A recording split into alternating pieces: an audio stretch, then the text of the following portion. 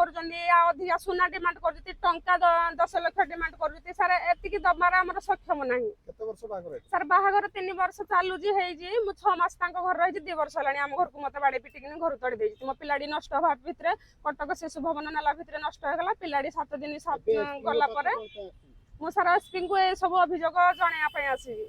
ଆପଣଙ୍କ ବାହାଘର କେତେ ଦିନ ହେଲାଣି?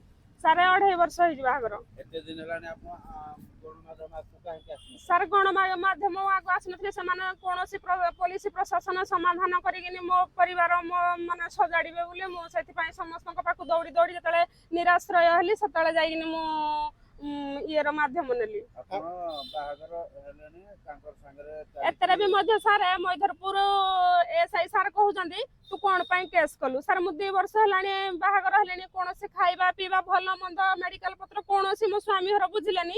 ତାପରେ ମୁଁ କେସ୍ କଲା ଭିତରେ ବି ମୈଧରପୁର ଥାନା ମତେ ଏସ୍ଆଇ ସାର୍ ମତେ ବି ମାନେ ଆଙ୍ଗୁଠି ଉଠଉଛନ୍ତି କାହିଁକି ତୁ କେସ୍ କଲୁ? ସାର୍ ମାନସ କୁମାର ମିଶ୍ର।